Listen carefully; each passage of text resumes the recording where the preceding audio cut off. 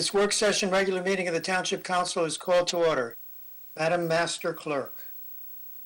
In accordance with the Open Public Meeting Act of the State of New Jersey, adequate notice of this work session regular meeting of the Franklin Township Council was made by the posting on the bulletin boards in the municipal building, posted on the Township's website, and electronically transmitted to the officially designated newspapers, indicating that this work session regular meeting would take place via WebEx at 7 p.m. on Tuesday, March 8th, 2022. Thank you. Would you all join me in the Pledge of Allegiance? I pledge allegiance to the flag of the United States of America and to the republic for which it stands, one nation, under God, indivisible, with liberty and justice for all. Deputy Mayor, could you perform the invocation, please? Yes. Let us take the next few moments of silence to each seek in our own way whatever sources of inspiration will grant us the strength and power in our thoughts and decisions to be for the benefit of all people at all times. As we gather here today as members of the Township Council, we pray that we are ever mindful of opportunities to render our service to fellow citizens and our community. Let us strive to continue to make this a better world. Amen. Madam Clerk, if you could call the roll. Councilman Barrison? Here. Councilwoman Francois? Here. Mayor Kramer? Here. Councilman Onijaka? Yeah. Councilmember Potasnik?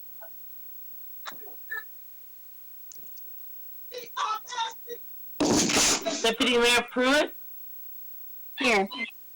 Councilwoman Udine? Here. Councilman Vassanella? Here. Councilman Wright? So, Councilman Onijaka, you're on two devices. You could at least mute one of them, and we won't have the echo, but it was very impressive. Okay, Mayor. In Star Trek, that would be the voice of God. And Mr. Potasnik, the power player, is getting things together in his situation.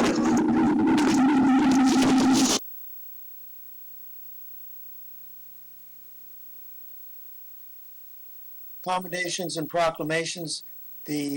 Going backwards, the Girl Scouts have requested to postpone until they can present in person or meet in person. And so if we could have Women's History Month, Councilwoman Udine, if you could read the proclamation. Or good evening. Whereas American women of every race, class, and ethnic background have made historic contributions to the growth and strength of our nation in countless recorded and unrecorded ways, and whereas the American women have played and continue to play a critical economic, cultural, and social role in every sphere of the life of the nation by constituting a significant portion of the labor force, working inside and outside of the home, and whereas American women have played a unique role throughout the history of the nation by providing the majority of the volunteer labor force of the nation, and whereas American women were particularly important in the establishment of early charitable, philanthropic, and cultural institutions in our nation, and whereas American women of every race, class, ethnic background served as early leaders in the forefront of every major progressive social change and movement, and whereas American women have served our country courageously in the military, and whereas American women have been leaders not only securing their own rights of suffrage and equal opportunity, but also in the abolitionist movement, the emancipation movement, and the industry labor movement, the civil rights movement, and other movements, especially the peace movement, which create a more fair and just society for all. And whereas despite these contributions, the role of American women in history has been consistently overlooked and undervalued in the literature, teaching, and study of American history. Now, therefore, be it proclaimed by the Mayor, the Council of the Township of Franklin, Somerset County, New Jersey, that March is designated as Women's History Month and calls upon the residents of the Township of Franklin to observe Women's History Month with the appropriate programs, ceremonies, and activities. Thank you. Thank you. It's now time for public discussion. Do we have a motion to open to the public? Motion to open to the public. Second? Moved and seconded. All in favor of opening to the public, say aye. Aye. Aye. Opposed, say nay. Motion is carried. We are open to the public. Mr. McQueen. Thank you, Mr. Mayor. Any member from the public wishing to speak, we ask that you use the chat function, raise hand feature, or *3 if you're dialed in by telephone. Again, any member from the public wishing to speak, we ask that you use the chat function, raise hand feature, or *3 from your telephone.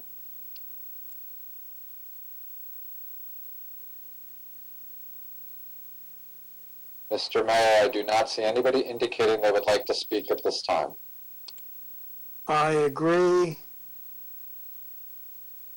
Do we have a motion to close to the public? So moved. Second. Moved and seconded, still looking. All in favor of closing to the public, say aye. Aye. Those opposed, say nay. Still looking, don't see anyone. Motion is carried. Public session is closed. We're on to council comments. And first on my screen is Councilman Oni Jaka. Okay. Thank you, Mayor. Well, last time I said I had a meeting with the development, the Rolling Stone, that's the countryside development in Route 27. In fact, they invited me, and I went there and I had a meeting with them. They showed me some of their problems, issues that they want the city to look into it, and they found a solution to it. So after the meeting, the next other day, I sent all their requests to our township manager, Bob.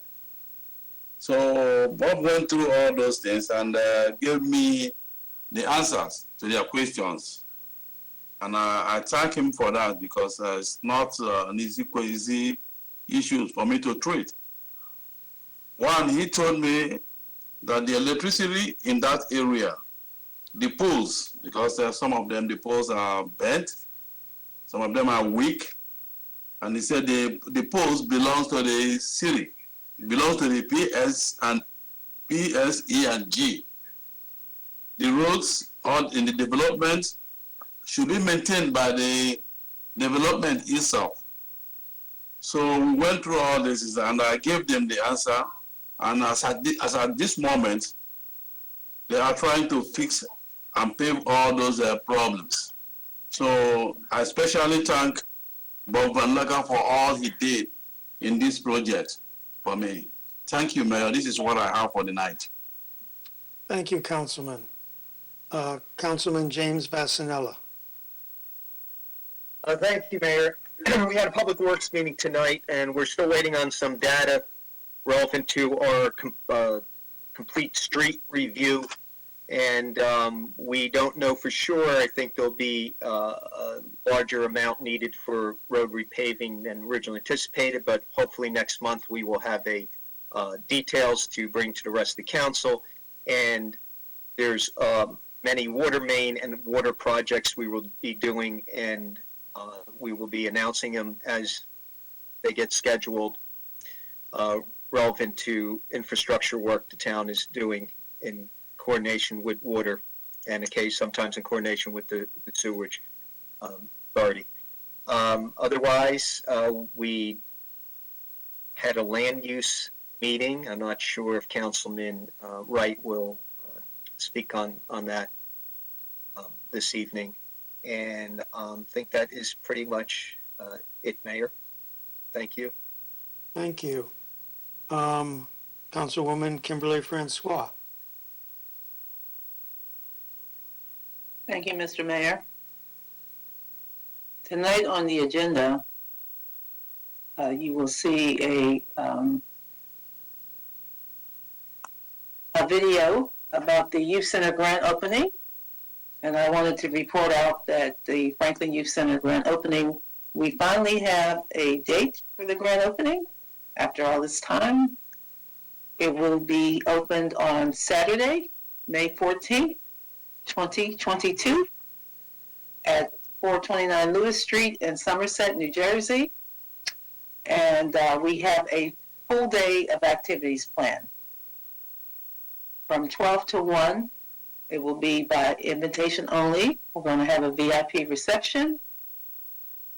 And from 1 to 2, we're going to have the grand opening ceremony that will be open to the general public. The public will be available and will be able to sign up for tours to go through the youth center.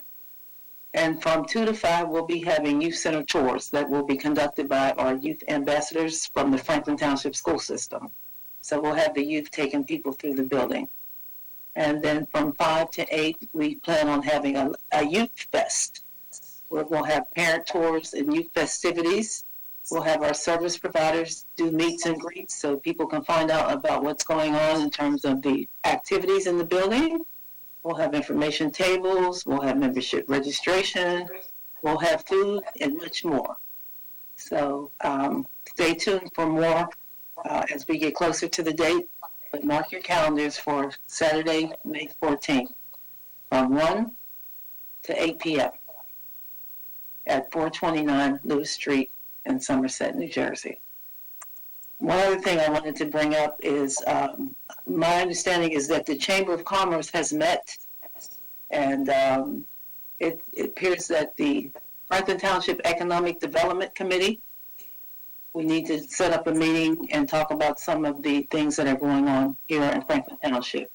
So I wanted to put that plug in for the manager and for Vince to get the Economic Development Committee meeting scheduled for the council subcommittee. That's all I have, Mr. Mayor. Thank you, Councilwoman. Councilman Ram Ambarasan. Thank you, Mr. Mayor.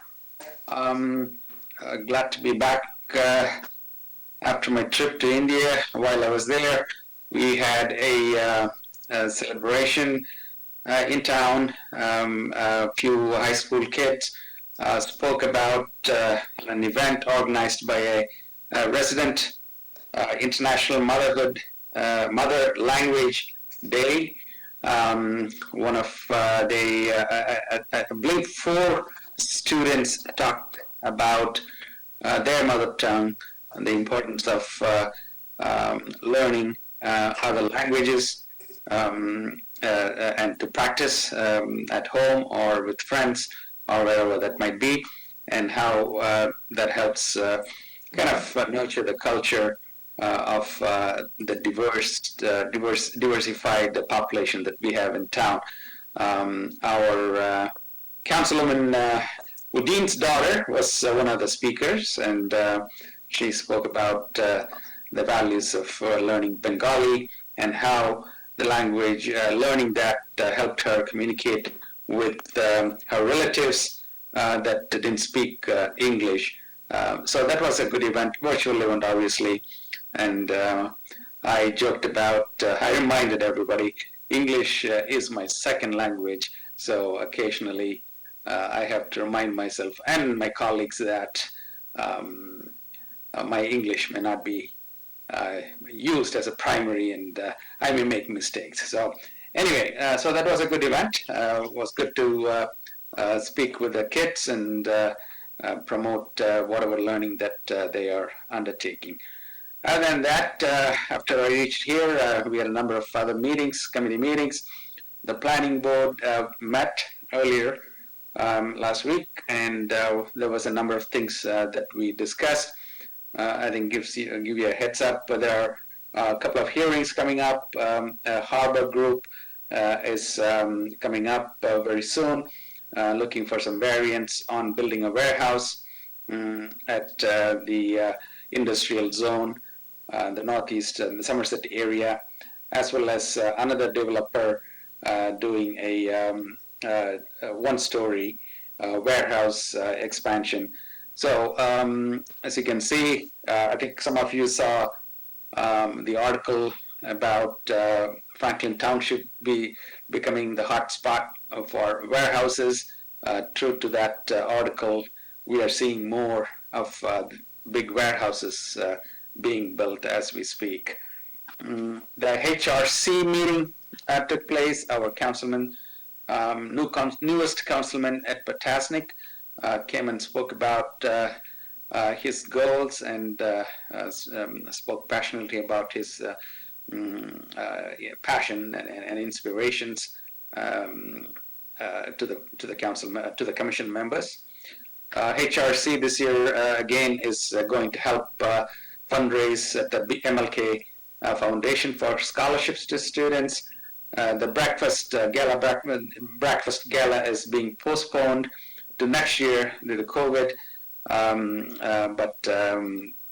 Other than that, I think there will be general fundraising virtually.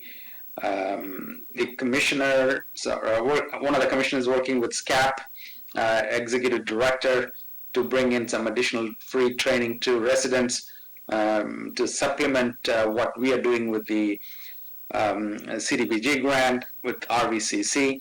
Other than that, there was a vigil at the Ukrainian church last week. The HRC was well represented. Many of the committee members showed up there. And last but not the least, there's some good plans coming up for the gazebo surrounding the pathways. There's some good plans that we discussed about flower beds in cooperation with the Women's Club and the Somerset County Gardeners Club, I believe. Stay tuned for more on that. Other than that, all is well, staying safe from COVID and praying for the Ukrainians. That's all I have, Mayor. Councilwoman Shipa Udine. Thank you. Thank you, Councilman. And by the way, your English is far better than mine. Councilwoman Udine. Thank you. So on March 2nd, I had the Advisory Board of Health meeting, and we had a couple of things on the agenda. The key thing to point out was that I was notified the Bridgewater testing location is closing due to the low number of testing, which is a good sign of cases coming down. But if you do require testing, there are other sites as your local pharmacy and physicians are giving out tests. There's home test as well provided. So if you absolutely need to get tested, please go to the alternate locations. I was also informed that the fourth shot booster may be coming out soon for the immunocompromised. I don't know, Mayor, if you have anything additional that you can add to that later on your report. But there's been discussions going on that booster. Nothing to confirm yet on that, more to come. I also took part of Read Across America that was on March 2nd, and I got a chance to read to third graders at McAfee Road School. I think I was more excited than them, seeing them on the screen, because I felt like it just brought back so many memories of McAfee Road School with my own kids attending, and then coming home and telling me that they, heard an official go out and read a book to them. So it was pretty exciting to be able to do that this time around. We had a public works meeting, and I think most of us have already given the update on the gazebo lighting, landscaping, and something to point out is spring is near. So if you do see potholes, please do report it on our site. It's really easy and user-friendly, so it just requires a click to go and report the location. And I think you can also just take a picture and upload it directly. So that gives a better idea of what you're referring to as terms of the potholes. Other than that, I think that pretty much wraps up my report. Happy International Women's Day to everyone, and thank you. Thank you, Councilwoman Udine. Councilmember Ed Potasnik.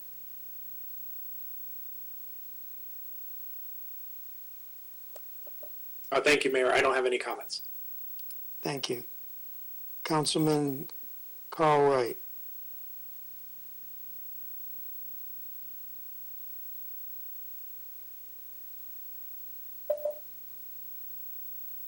He sent us a text.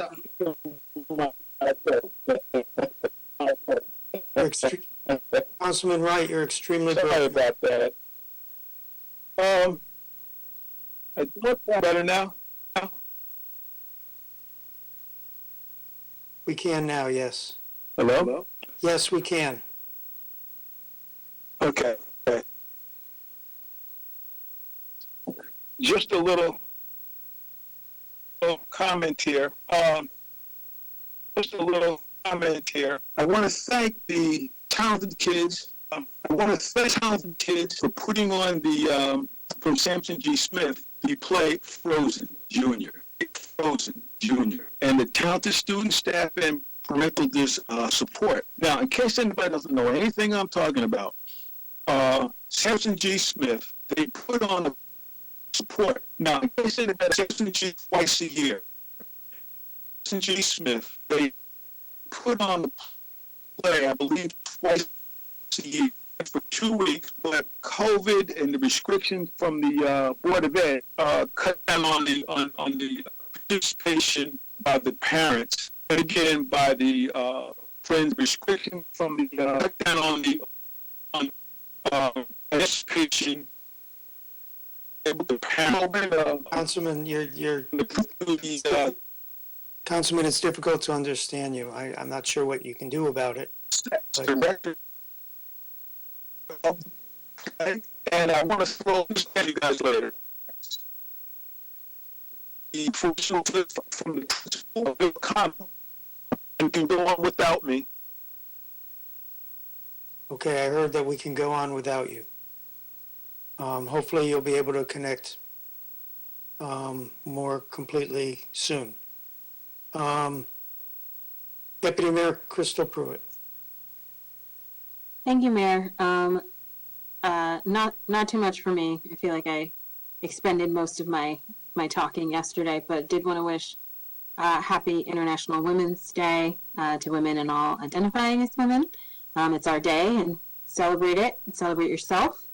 And on a potentially more or definitely more somber tone, sending support and solidarity with our Ukrainian brothers and sisters, both here in town and abroad. So I wanted to acknowledge that in the very moving candlelight vigil last week. But other than that, I'm going to keep it brief and yield my time back. Thank you. I think we're all tired from last night.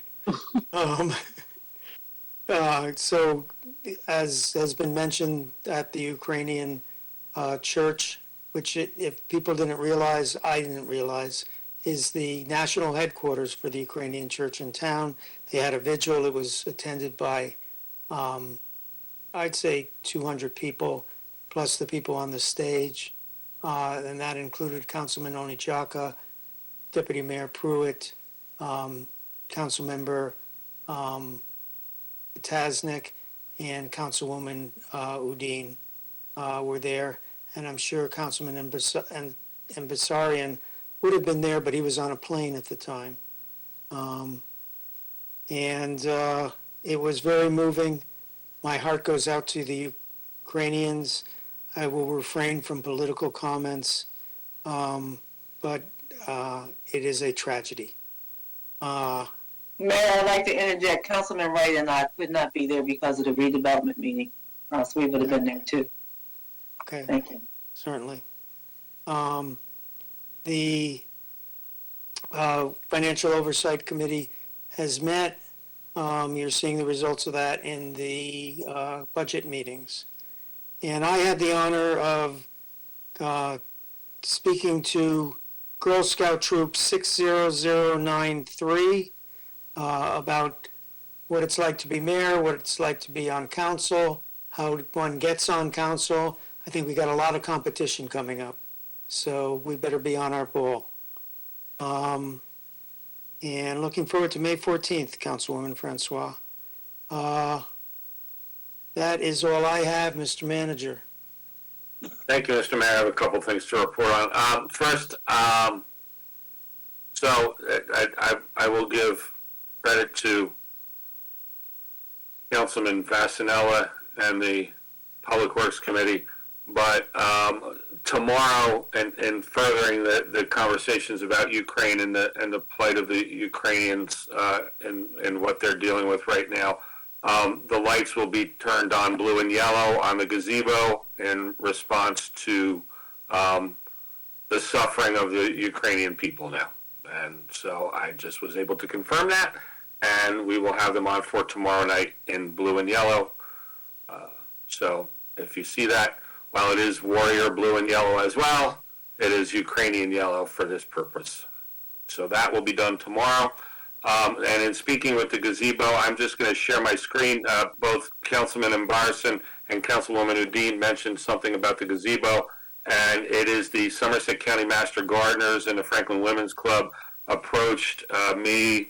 It's got to be now a work in progress of about a year to create a pollinator garden in the area of the gazebo, and working with myself and Carl Hauck of the Public Works Department and Bo Burtis of the Recreation Department.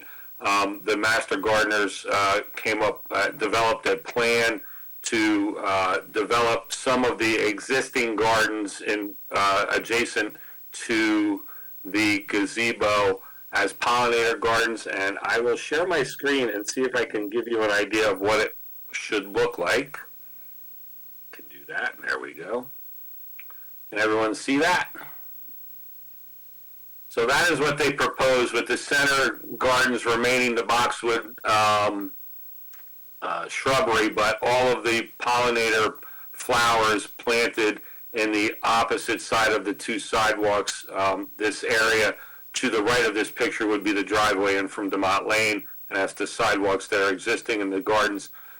So it should look beautiful, and it will attract, among others, monarch butterflies, Mayor, which I believe you are the monarch butterfly pledge giver for the Township of Franklin.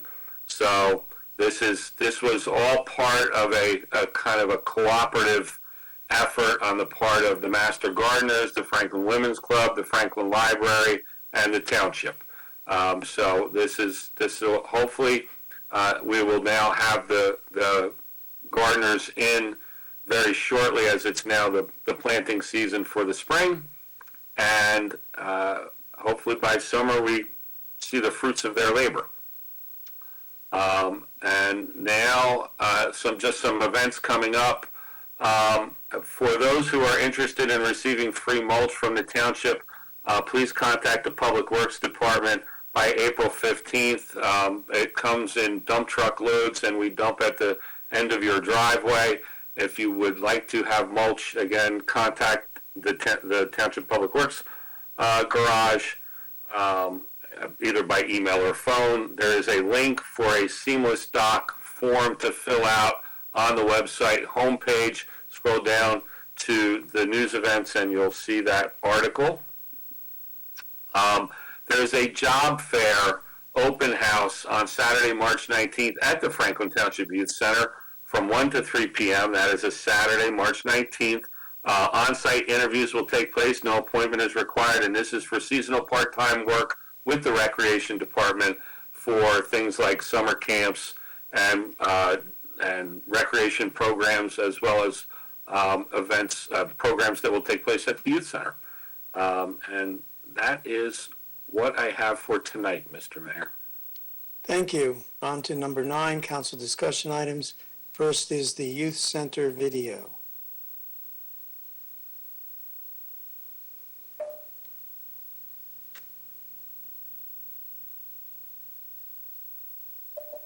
Do you want that played right now, Mr. Mayor? So I learned about this 15 minutes before. So the answer is, Mr. Mayor, why don't we let Shafi Callan, who's on this, introduce the video, since I believe she and the councilwoman are the stars. It's mostly Councilwoman Francois Starr. So my name's Stephanie Callan. I'm the Special Projects Manager for the Township of Franklin. I believe Brian Fenner is on the call as well. He is actually the filmmaker for the video that you're about to see. There he is. Hello, Mr. Fenner. So this is, the video you'll see is Brian's hard work. Brian is, he is the proprietor of Joel Republic. He donated time and services starting last fall up until maybe a month or so ago to get this video made, donated over $8,500 in time and services. So we're very, very thankful. If you have been walking through the municipal building, driving through the township, awake in Franklin, you realize the hard work that Kimberly Francois has put forward with some of our township departments to bring the Franklin Township Youth Center to fruition. So we are very, very proud to show the video, especially on the, just at the precipice of the grand opening, so you can see what she's been up to, and it's pretty amazing. So I'll turn it over to Mr. McQueen, who is going to show the video to all, and then we'll have it hosted. IT will host it on the township website, so you can watch it over and over again at your leisure, like I have.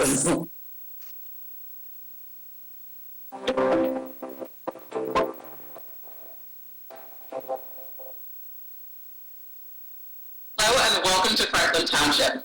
Nestled in the heart of Somerset County, the Township of Franklin is truly a marvel. Give me 1 second, wrong screen shared there. As you're getting that set up, with 25,000 square feet of activity space and a capacity of almost 900, it really is Franklin's newest jewel. My name is Stephanie Callan, and I'm the Special Projects Manager for the Township of Franklin, and I would love for you to come with me as we explore the brand new Franklin Township Youth Center.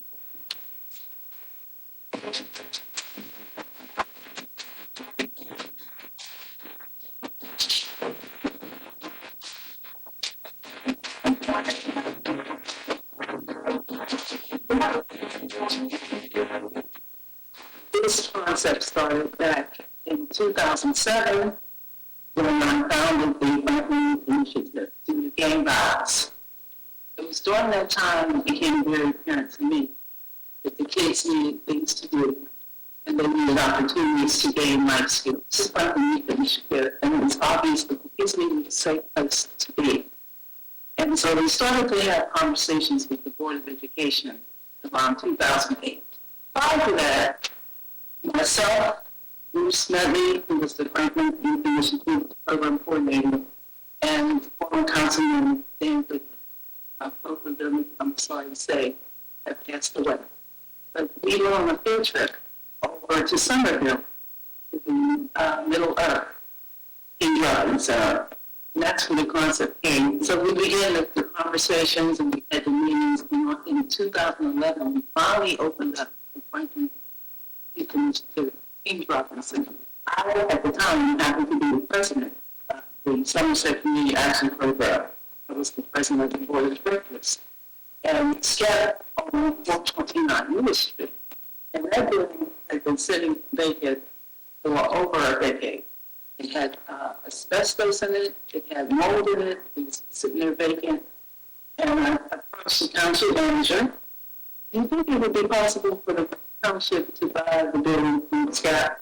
Because that building has been sitting there and dilapidated and would be a great location for foot traffic for the kids to come out to school and also the neighborhood kids in the area to have someplace to go. So one of the things we did with the design and the architecture of this, we had a lot of youth forums, youth workshops, we had community forums to get input from the community to find out what kinds of programs and services we need to have here in the building. And so what you see here, what has become this youth center, is a culmination of years of input, community enthusiasm, community engagement, community resources, community planning, and that's what we look today. a sense of pride. I'm just so proud as I walk through the halls, as I walk through this building, think about the investment Township has pushed in the youth, how we have made a vision to promote and to invest in the leadership opportunities that will take place here, all the social programming that's going to be underway, all the activities, all the mentoring, the things that we'll be doing for the families and the community. There's going to be so much that's going to happen. So, quite frankly, the future is quite long. So, you ready for the youth center? Sure am. Let's go. Let's go. Now, we're going to start this coordinator to be the youth center. There's no first thing to see walking through the door. Essentially, it's the heart of the facility.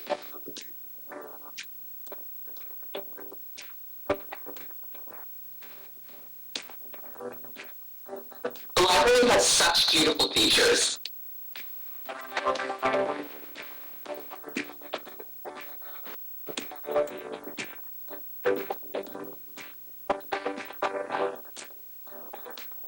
I almost forgot to tell you about my favorite part, the ceiling.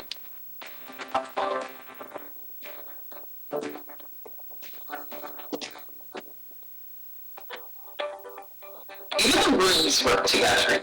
The downstairs multimedia lab has a sound room and recording studio. The upstairs multimedia lab, a full editing suite. And over here, we have the gym.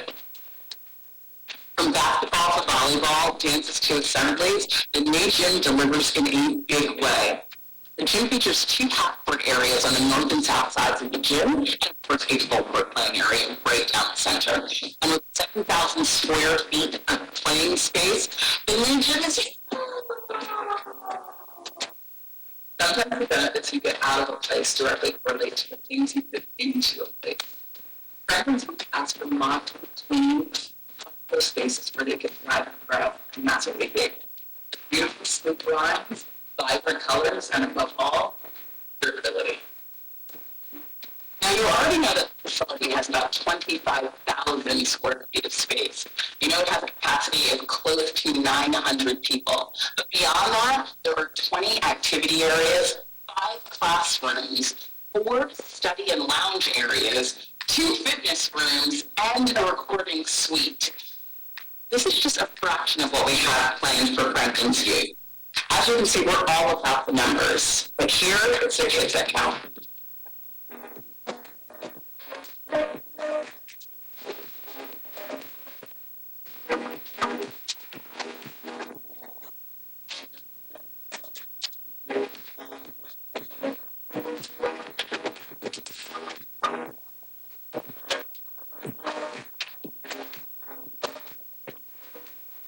Here we sit on the precipice of something amazing.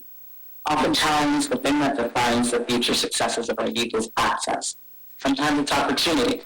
We're creating a place where they can have both. The Franklin Township Youth Center. Because the future is here. It's now. And opportunity is nothing. Because the future is Franklin.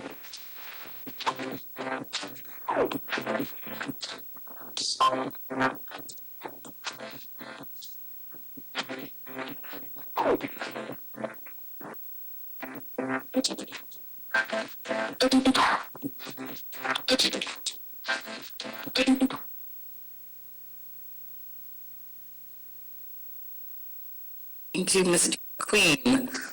So, I had noticed before that Brian Fenner, who is the filmmaker, is on the call right now, and I was hoping that he could say just a few words about doing the video.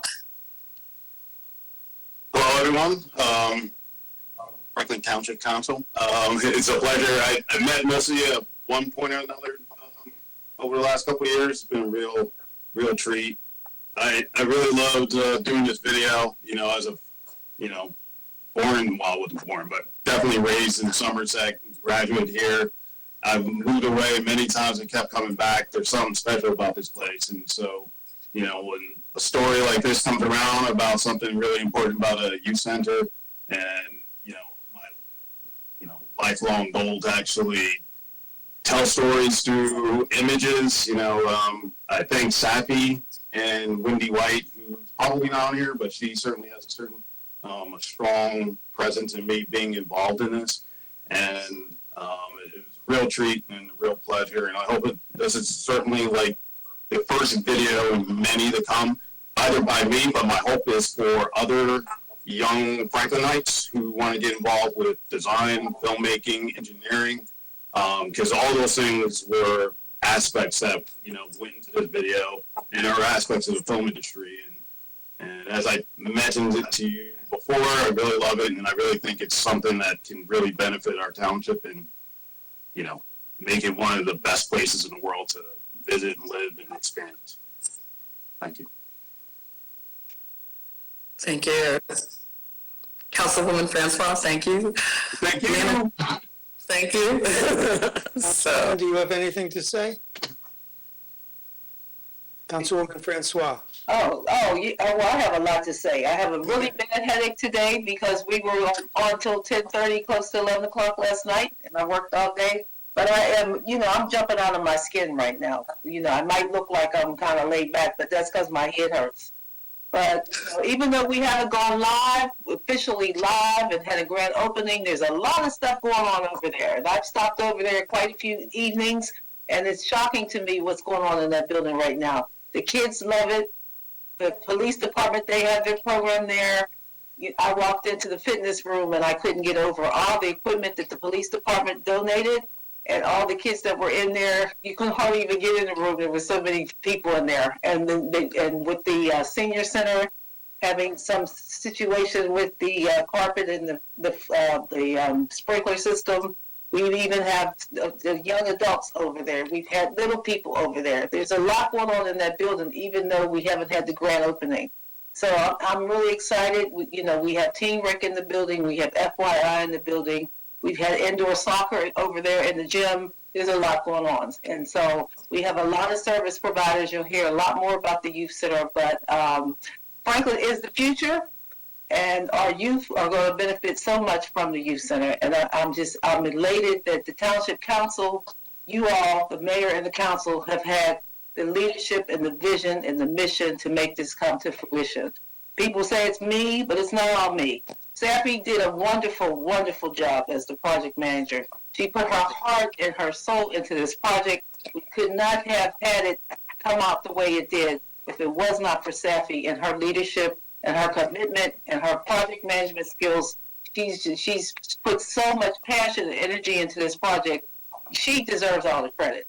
So I want to thank you all, and I look forward to the grand opening, and hopefully I'll still be in my skin by the time it comes up, because I'm kind of, even Bob and I, we've been kind of like a little giddily over this whole thing. So it's a long time coming, but I'm really, really excited for the youth of Franklin Township and for the future of the youth in Franklin and for the future of Franklin, because at some point, everybody that walks through those doors, they will benefit from being there and experiencing what they experience in the programs and activities that we're going to be able to provide. Thank you, Mr. Mayor. Thank you. Thank you.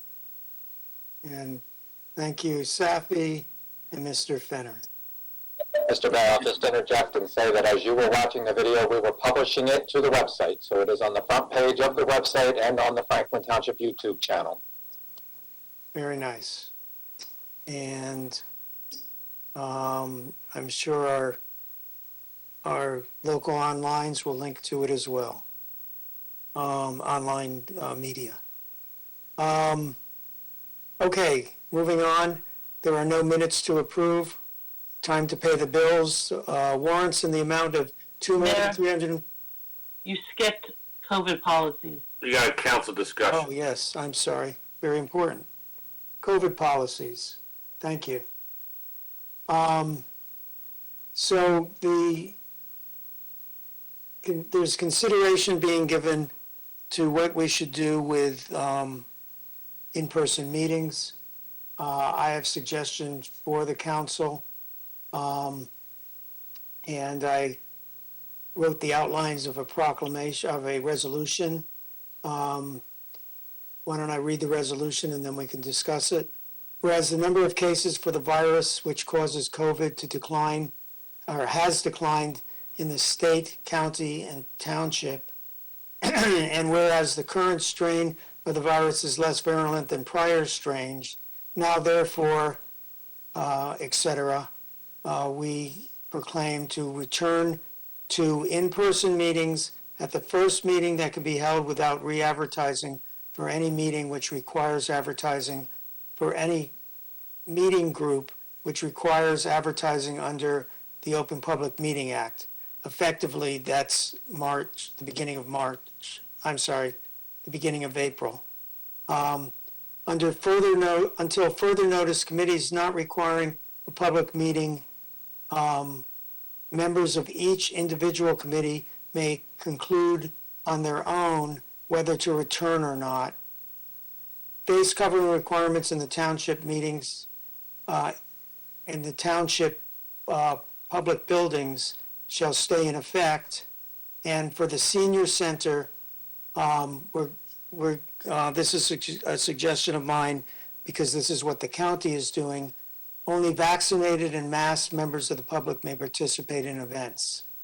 Again, that is mirrored after what the county is doing. So basically, meetings that are required to advertise under the Open Public Meeting Act, if we were to pass this, would go back to being in public.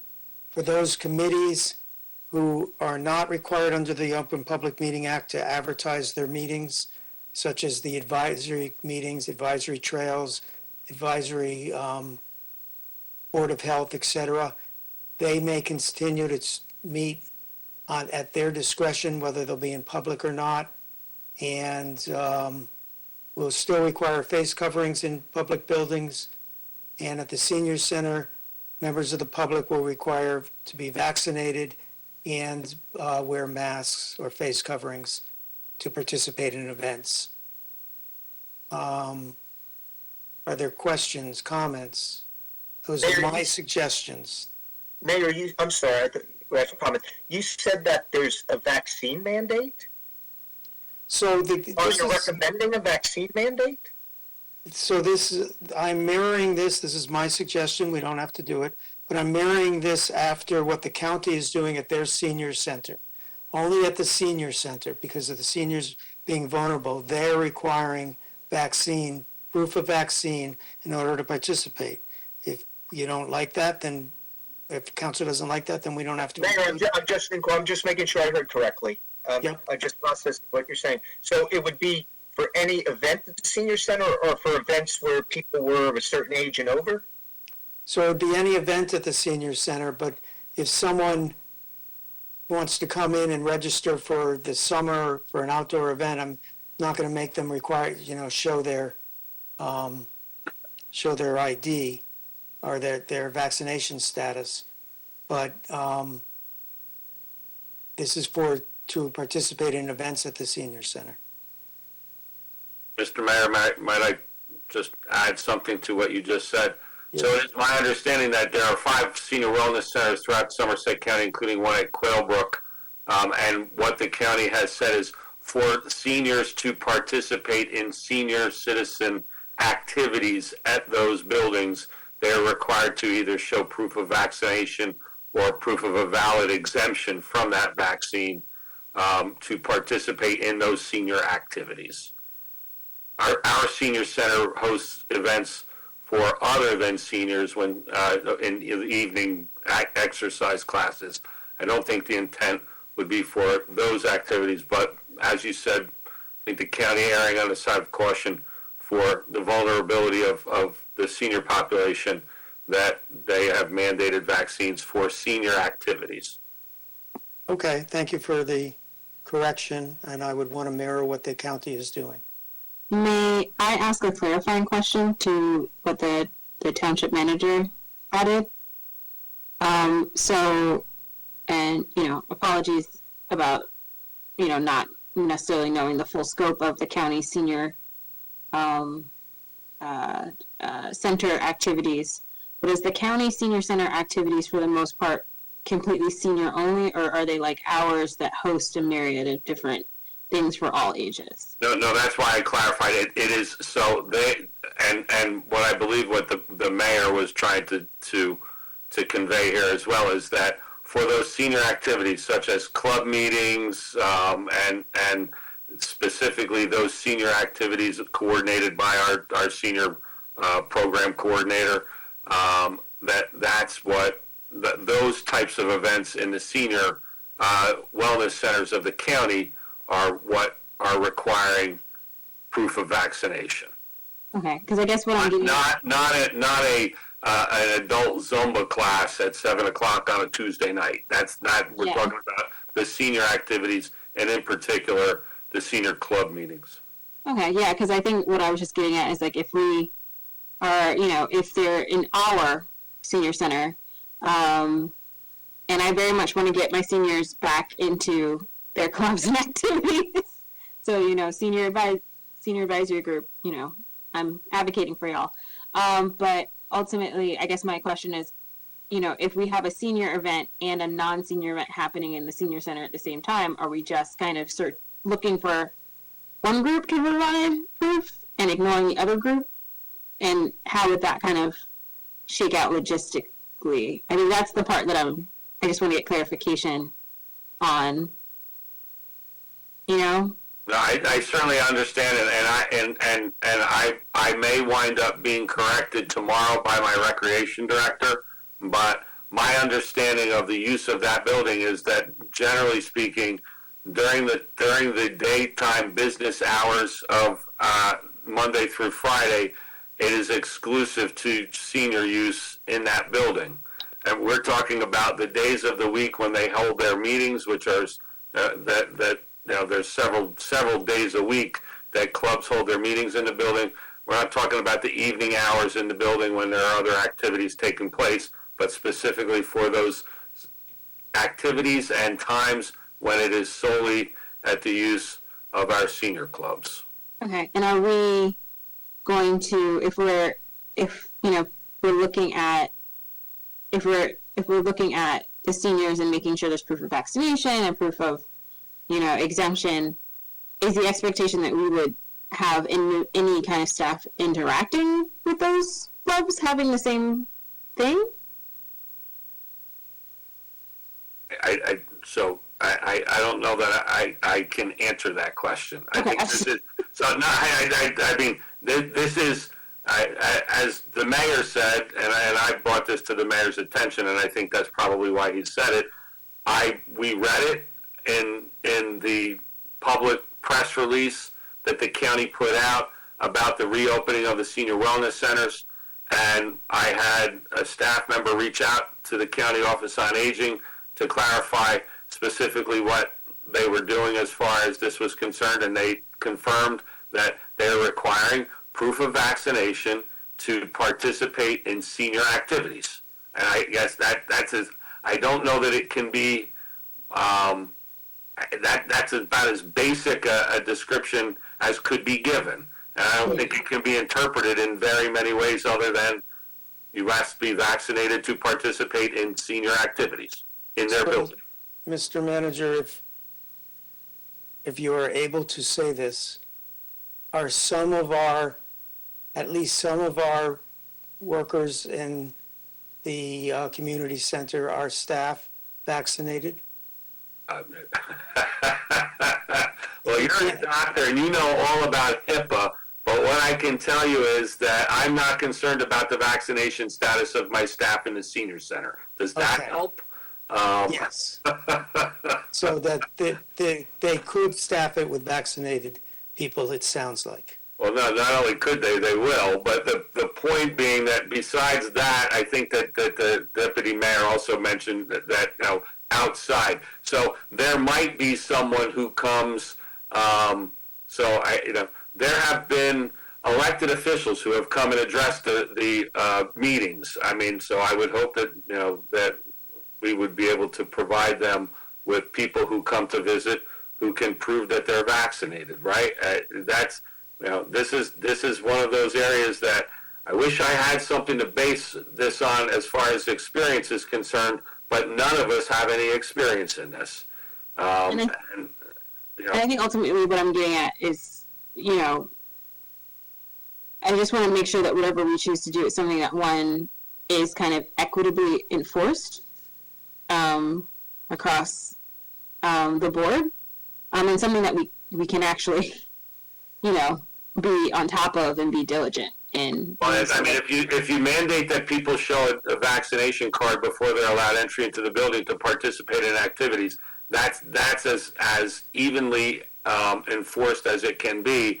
In this particular case, I'm not aware of Somerset County enforcing any vaccine requirements for any other type of activities. This is specifically related to indoor activities in their senior centers, and that's where this came from.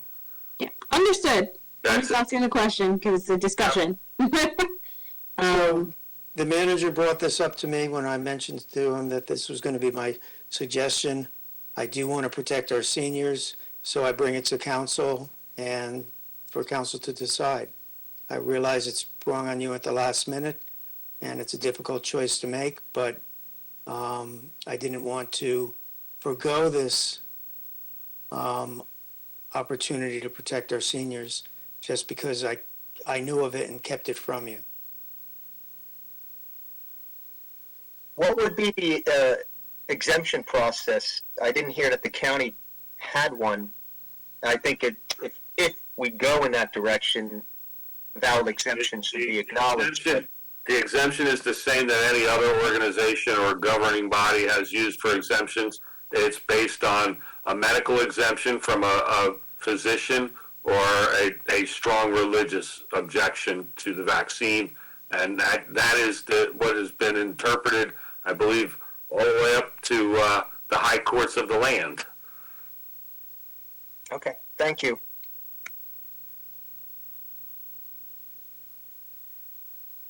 Mr. Mayor, while we're on this topic and before I go any further, I did have just one other thing to ask for clarification on, because it's what I have on a day-to-day basis.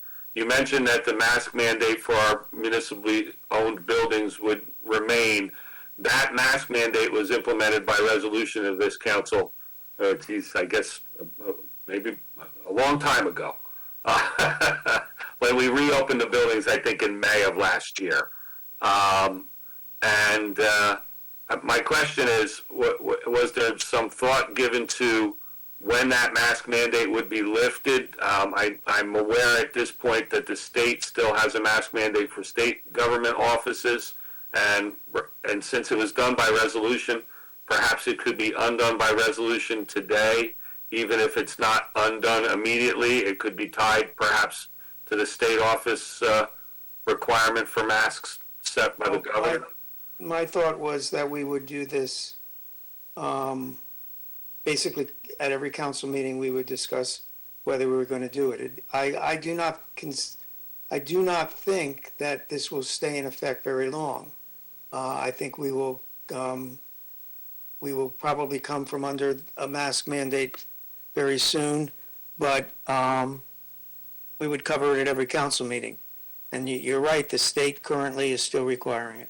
And what I'm saying is the state could lift it tomorrow, and then it'll be 2 weeks before we're in conformance with that. I mean, I believe that the county has lifted their mask mandate for their government buildings. Well, if anyone on council wants to put an amendment to this in that effect, they may. To tie it to the state decision? That's what I was trying to say, is that I think that, you all adopted a resolution nearly a year ago to mandate that masks would be worn at all times in public places within our municipal buildings, all of them. And since it was done by resolution, it can really only be undone by resolution. And I'm just looking at the practical part of this. We don't know when the state of New Jersey and the governor will lift the mask mandate for all of the state offices. But if they were to do it, I was just thinking that perhaps keeping in line with what the state is doing with their offices, that we could simply say by resolution today, I don't get to say it, I get to suggest it, But that you could all say that if the state of New Jersey lifts their mask mandate, that the township would do the same. I think I'll make that amendment motion. That makes sense. We have a motion. Do we have to amend? Do we have well, I never made the motion to, There's no motion on.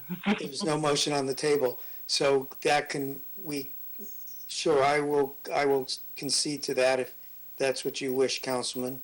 So the face covering mandate or requirement for township buildings would be linked to the state. If that's what you wish, and that will be the motion.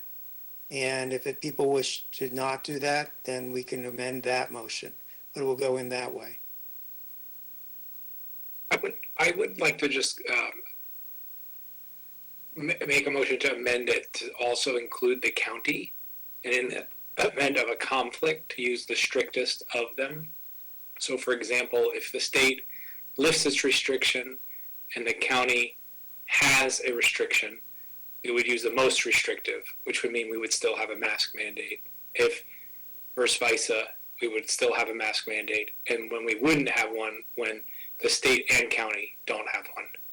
This way, something could be happening at the state level, and if there was a problem in the county, it's more localized, we would be responsive to that scenario. Councilman Barrison, do you agree with that?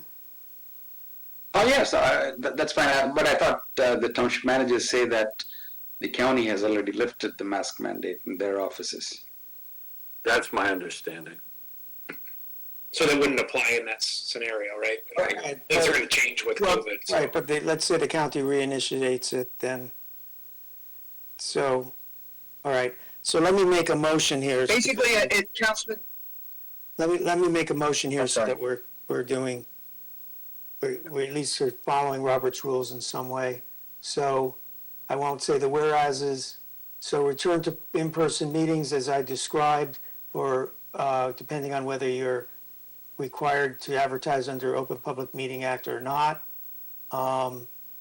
That face covering requirement stays in effect until the stricter of either the county or state, I guess basically until both the county and the state lift their mask mandate, and the senior center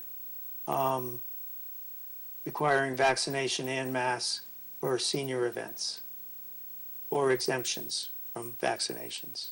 So I'd make that motion. For the sake of argument, if someone would second it, then we can amend it.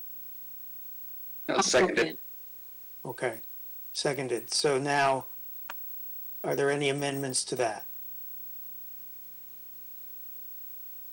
Well, I think Councilman Barrison initiated one, and then Councilman. Well, I included You included that, yeah. I mean, is this council comfortable with the senior vaccination requirement for participation in senior events? Is that something we need to further amend or discuss? Well, is that something that part of this amendment, and Deputy Mayor, I'm picking up on that, if that's okay, is that something, Mayor, that you intended on following the county and the state, the strictest? So if the county lifts it, we lift the mandate for vaccines, for the senior vaccine or exclusion letter, exemption letter? Are you going to mirror that part of it also?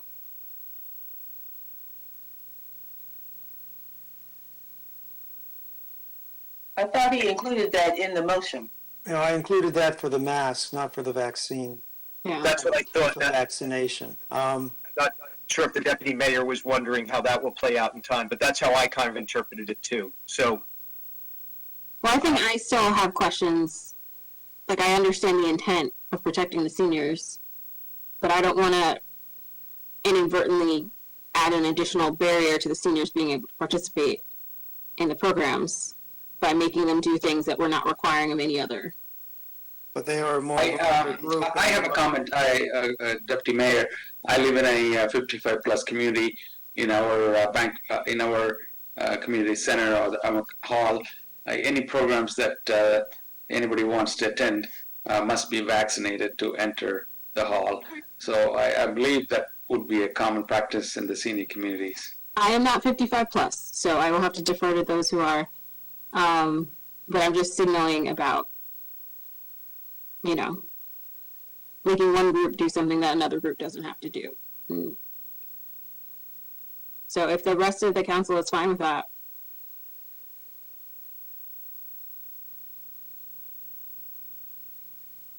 I have nothing. There's no need to amend it. Any other comments? I thought the full intent was to try to protect the seniors by requiring the vaccination. That is. That is. But we're asking the seniors to do something that we're not asking any other person to do. I'm happy to keep that under our decision. So, Mayor, are you suggesting that you would leave that as a separate item, not to mirror the county and the stricter of the county and the state? Well, the only item that does mirror the county or follows the county and the state is the face covering part. And, Okay. Maybe they could be tied together, and I just want to be clear. This isn't. I too want to protect the seniors. I too want to protect everybody. But I'm just thinking about, how we go about doing it. So the intent versus the impact. So maybe to Councilmember Potasnik's suggestion, we tie in, proof of vaccination to kind of what we're talking about with the masks, in which case we always defer to the most stringent rule. So that way it's consistent. But, I feel like if we're going to make requests for proof of vaccination for any of our events, it should be for everybody, not just the seniors. I think that's what I'm getting at. See, and I'd rather not expand that requirement to everybody. I think we have a particular group that's more vulnerable. Majority of deaths have been amongst seniors. So, Mayor, not trying to find a flaw here, but don't many of our events include a large mixture of people of all ages? So then how do you quantify the protecting of, or how do you rectify the protecting of seniors when nobody's mandated vaccine? And I'm not saying we should or shouldn't. I'm just saying. So there are a lot of seniors who go to the senior community, and this is their outlet. This is something special to them. Gotcha. And Okay. they're by not doing this, some of them will feel excluded. It's a difficult choice. It's a very difficult choice.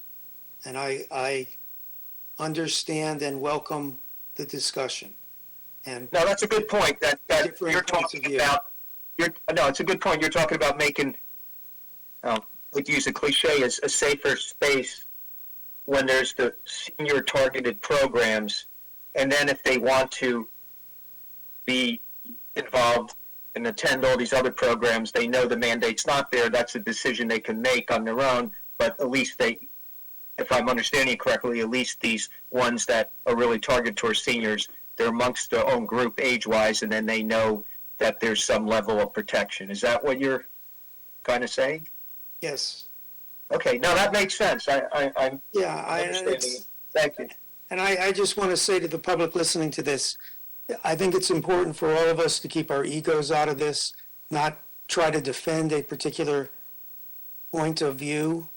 The manager brought this to my attention and sounded like a good idea because all of this is just a very difficult decision to make. So I think it's great that this discussion has come up. Yeah. I mean, like I said, I agree with the intent in protecting the seniors. And, it seems like based on what the manager says, while respecting health privacy of state municipal employees, not identifying anyone who may or may not be vaccinated, but, to that end, right, like participating in senior events, what about staffing these senior events or any support that staff is giving? Like, at what point are we also extending that, right? Because, like, if I want to protect the seniors, I want to protect the seniors the whole way, right? So are we ensuring that staff is also reaching that same level of, safety? If we have someone have to come into the building to make repairs during the senior participation hours, right, that we're looking for, are they going to be also adhering to that, or do they get an exception because they're just coming in on a temporary basis? So, I think as part of this discussion, I'm trying to think about the many iterations of how it goes. But like I said, I understand the intent, and I think the intent is good, and I agree with the intent. I'm just thinking about, the practicality of it and how we actually do that, and can, and I don't want to say enforce it, but we can make it so. And if I'm the only person that, is flagging all these questions, and I'm, the minority in this, and everyone else thinks it's a good idea, and don't have any further questions, then I don't want to belabor this. We had a long night last night. Can I just add something to that, Mayor? Yes, ma'am. So I agree with what Deputy Mayor said. I think, I hear that we're the good intention. We definitely want to keep our seniors healthy and safe. But just a thought around, the impact, thinking about the long term of folks that are coming in and working and the staff. I think that just kind of raises my eyebrows a little, as well as how are we keeping them super safe if we're saying just the participants have to be vaccinated, but then the staff that are coming in or the maintenance crew is not. I mean, how is that? I think that let's not get off track, and now there's some assumptions being made that are facts, not in evidence. The township staff is not a concern, as I said. Okay. I said that earlier, and I'll say it again. The township staff is not the concern. What I will say is that the activities that take place during meetings involve large numbers of participants in the room, seated together, and the concern is that this is a vulnerable part of our population in gathering now in large groups, indoors, in our building, and that is the concern.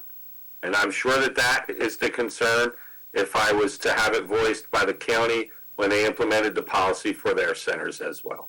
Yeah. I mean, move forward with it. I'm sure if there's an issue, I will hear about it in my senior advisory meeting, and I could bring it to the group. Yes, you will. Look, There's a we would all agree, things- I understand the legal issues. I think we'd all agree that this is a safer policy. Maybe some would argue it's safer than we need. And nothing in COVID, that what I have learned after doing 2 years of COVID, is nothing in COVID is perfect. So, yes, it won't be as safe if a repairman comes in, but it's safer to have this than not have this. And if you think it's an overreach, then you should amend, or motion to amend. It seems to me that it's well aligned for a number of reasons. One, seniors are more vulnerable, which means they're getting more illness and have had some more severe illness and death due to COVID. So that is the vulnerability piece. I think the second part is, as far as participation, seniors also have a very high participation rate in vaccination. So the number of folks that you're covering by saying, not to have the vaccine is a small amount. And I think the reason many have gotten vaccinated is because they have seen the results through the statistics bear out, friends and neighbors that have passed on, unfortunately, or have severe illness and symptoms afterwards, and they would feel more comfortable to know other folks are also vaccinated, because the transmission rate among vaccinated individuals drops. It's not 100% safe, but it's safer. And for all those reasons, I think it's a balanced policy and aligned with the constituency. And it's not going to cover every kind of concern that might be out there, but It seems responsible and consistent with the county as well, so that folks would, not have deviation if they went to one senior center versus the other. So we're not off the beaten path coming up with something isolated. So it sounds okay to me. I mean, listen, I'm the only one raising these questions, so clearly I'm the one who is giving pause. So I'm the minority in this. Let's move forward. If the seniors have an issue, they don't like it, I'm sure I'll hear about it, and I can share it with the group. We can see how things look in the future and make changes. Let's just move on. Okay, so we have a motion and a second. We've had discussion. Is there any further discussion? Madam Clerk? Councilman Embarrasson, Yes. Councilwoman Francois, Yes. Mayor Kramer, Yes? Councilman Onijaka, Yes. Councilmember Potosnik, Yes. Deputy Mayor Pruitt, Yes. Councilwoman Udine, Yes. Councilman Vasanella, Yes. Councilman Wright.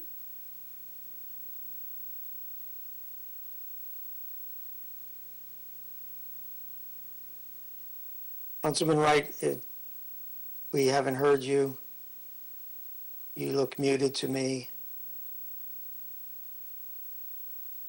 You put a text on the chat room that he was having audio and video issues. Okay, then we will move on. And again, I apologize to council for bringing that up at the last moment, but that is the nature of COVID. Sometimes you learn about things at the last moment. So now we can move on. I went through the minutes. We're now on to the warrants. Warrants in the amount of $2,343,093.40 on March 8th, 2022 are presented to Township Council for payment. Do we have a motion on the warrants? I move that the warrants as read be paid. Second. Moved in seconded. Any discussion? Anyone want to pull an item, question an item? Madam Clerk? Councilman Embarrasson, Yes. Councilwoman Francois, Yes. Mayor Kramer, Yes. Councilman Onijaka, Yes. Councilmember Potosnik, Yes. Deputy Mayor Pruitt, Yes. Councilwoman Udine, Yes. Councilman Vasanella, Yes. Councilman Wright.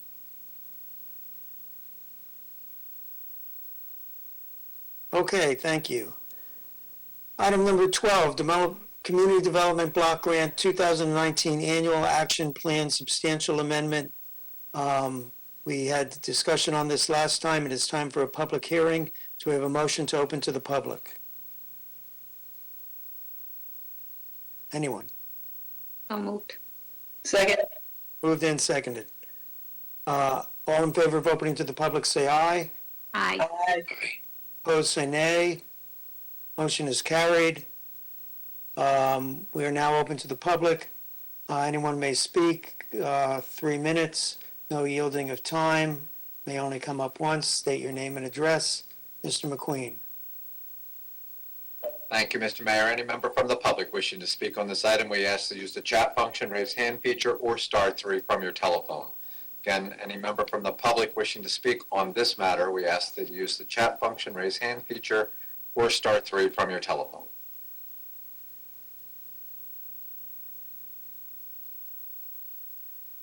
Mr. Mayor, we do have one. Hold on. Caller 609-214, you are unmuted.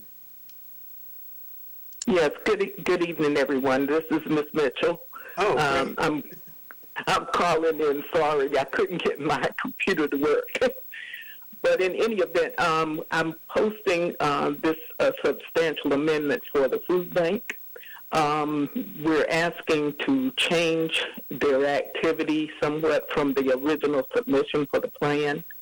They requested to change in the plan due to the impact of the coronavirus on their program operations. So they're asking to use the funds that we had originally given to them to install a simple service sink and additional capacity to disinfect the produce and everything that comes into the area, and also to install more shelves and for storage for the food bank. So it's not, it's in keeping with what they are proposing to do in serving the community, and I support their request for the change.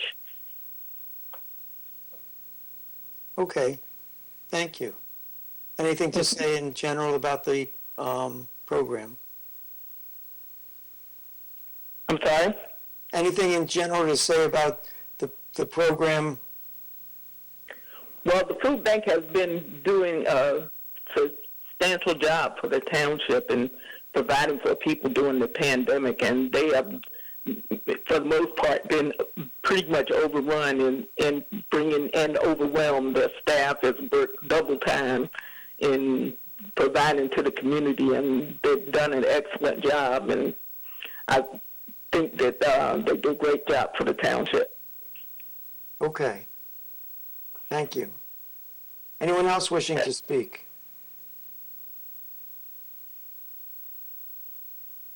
I'm not. Mayor, I do not see anybody else indicating they would like to speak.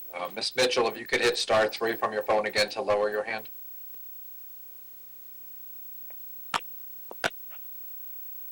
I see no one else. Anyone wishing to close the public portion? So a motion to close the public portion of the hearing. That's a motion by Councilwoman Francois and a second by Councilman Vasanella. All in favor to close public portion, say aye. Aye. Aye. Opposed? I still see no one raising their hand. Public portion is closed. On the item, I present resolution 2297.1, authorize substantial amendment number 3, Community Development Block Action Plan 2019 in the Township Council for adoption. Do we have a motion on the item? So moved. I move the amendment. Thank you. Any discussion? Madam Clerk? Yes. Councilwoman Francois, Yes. Mayor Kramer, Yes. Councilman Onijaka, Yes. Councilmember Potosnik, Yes. Deputy Mayor Pruitt, Yes. Councilwoman Udine, Yes. Councilman Vasanella, Yes. Councilman Wright. Okay, there are no public hearings, either there are no ordinances, either first or second reading. We're on to the consent agenda. Items A through K is listed on the consent agenda. Portion of this meeting are presented to the Township Council for adoption. Do I have a motion on the consent agenda? So moved. Second. Moved and seconded. Any discussion? Anyone like to pull an item or point out an item? Deputy Yeah. Mayor. Thank you, Township You're Manager. welcome. I was on it. So was I. Mayor, I would like to pull consent agenda item B, as I am the manager of that grant program. So I would need to vote. I need to recuse myself and ask it be voted on separately. So item B will be voted on separately. So items A through K excluding B. Now, any other one want to discuss an item or pull an item? So we are now voting on A through K excluding B. Madam Clerk? Councilman Embarrasson, Yes. Councilwoman Francois, Yes. Mayor Kramer, Yes. Councilman Onijaka, Yes. Councilmember Potosnik, Yes. Deputy Mayor Pruitt, Yes. Councilwoman Udine, Yes. Councilman Vasanella, Yes. Councilman Wright. Councilman Wright looks like he's left the WebEx. That passes. Item B, Resolution 22-99, resolution of support from the Franklin Township Council authorizing an application for grant funding under the Community Energy Block Grant Program through the New Jersey Clean Energy Program, New Jersey Board of Public Utilities. Do we have a motion? So moved. Second. I'll second it. Moved and seconded. Any discussion on this item? Madam Clerk? Councilman Embarrasson, Yes.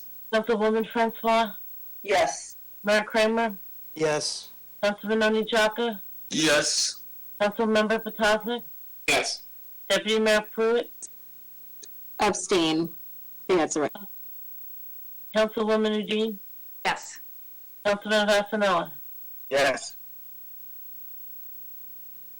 I present resolutions to be voted on separately. I present Resolution 22-109, waiver of construction fees, Howe Farmstead to the Township Council for adoption. So this is a county project to refurbish the Howe Farmstead, which is adjacent to Colonial Park. And they have requested that because they are a a government agency, that we waive the construction fees. Do I have a motion on the Could I just correct that a little bit, because, so this is being done by the Somerset County Historical Society, which is a nonprofit 501c3 organization who has made the request for the waiver. They're a grant recipient from Somerset County. Somerset County does, in fact, the Park Commission own the building. However, the work and the request is coming from the Somerset County Historical Society, not the county. Okay. Any other discussion? I'm sorry, did we get a motion? No, No. we need a motion.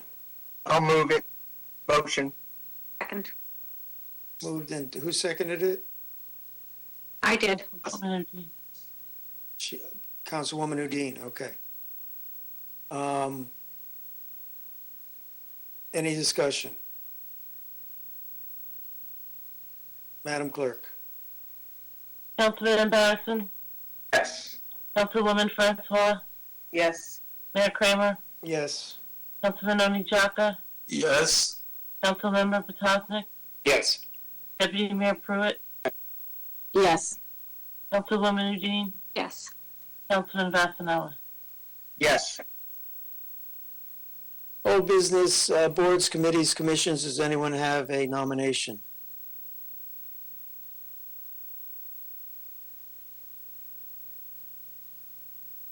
Okay. So we're now up to executive session resolution 2210, to go into executive session, for prospective land donation, Thompson Realty, and and a separate item, attorney-client privilege zoning ordinance. Do we have a motion to go into executive session? So moved. Second. Moved and seconded. Any discussion? Madam Clerk? Councilman Embarrasson, Yes. Councilwoman Francois, Yes. Mayor Kramer, Yes. Councilman Oni Jaka, Yes. Councilmember Potosnik, Yes. Deputy Mayor Pruitt, Yes. Councilwoman Udine, Yes. Councilman Vasanella. Yes. Okay, so this is a little bit unusual. There may be action after this executive session, so we are not going to adjourn the meeting. We may come back from this executive session and take action. So those of you who are watching as attendees, but not on the actual panel itself, if you wish, you should hang on, and we may take action after. Mr. McQueen, do your magic. Yes, just so the attendees know, the video and audio are going to go out as we are in executive session. Once they conclude executive session, we'll resume the public meeting.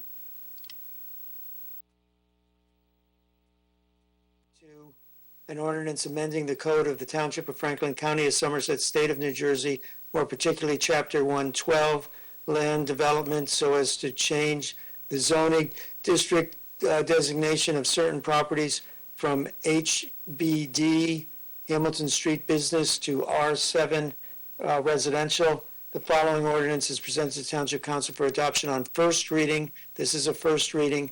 Posting, publication in accordance with the law, and public hearing and final adoption at the meeting of the Township Council to be held on Tuesday, April 26, 2022 at 7 p.m.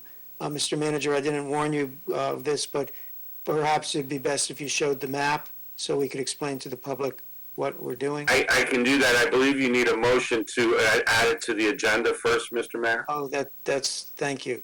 You're welcome. My stumbling on Robert's rules, I hate it. Do I have a motion to add this, ordinance to the agenda? I move we add it to the agenda. Second. Moved and seconded, so it is now on the agenda, and we'll have a motion on the, well, we're going to have public hearing in a second, so if we could, oh, we're not going to have public hearing, No, you're I'm not. sorry. No, this is a first reading. So a motion on the item, Okay. a motion on the item itself.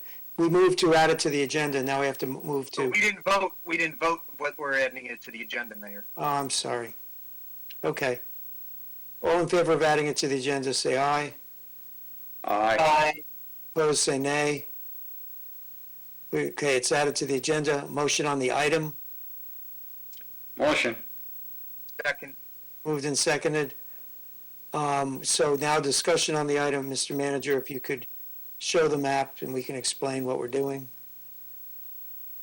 So this is Hamilton Street, and you can see, point to Hamilton Street, Mr. Manager, and point to John's Plaza.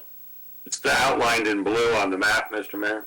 Right, and that wooded area, essentially, we're going to be rezoning back into the R7 district. R7 district is a residential district with properties of 7,500 square feet. So we basically would be splitting that property into two zones. One would be commercial and one would be into the R7. Do you have any additional points on that, Mr. Manager? I do. I mean, I have an additional position in that I can show another map that shows what part would be rezoned. And if you bear with me for 2 seconds, I will do such an action.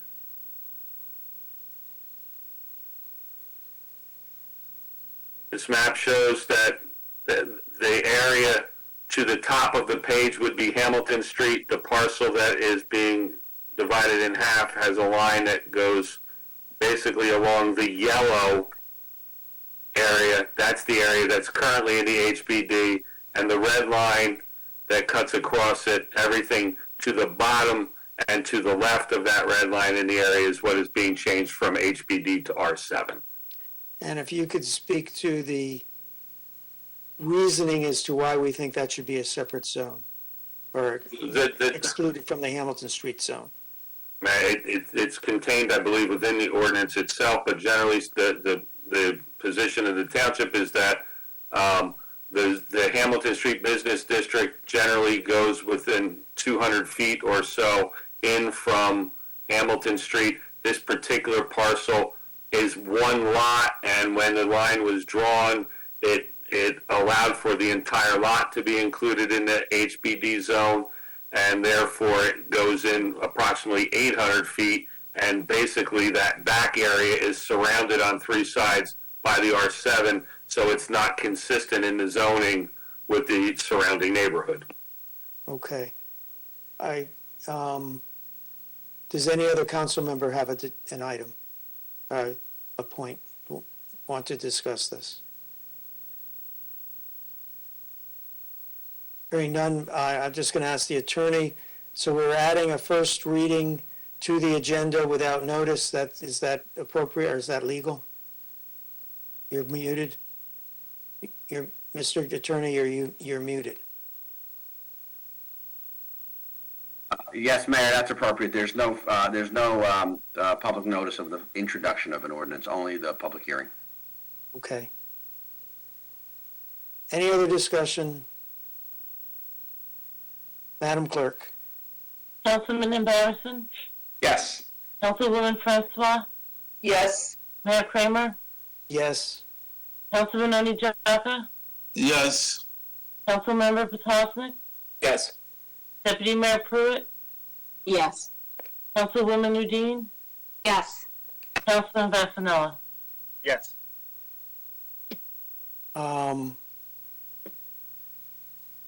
So this will next appear before the planning board before April 26th, and then will come back to us on April 26th.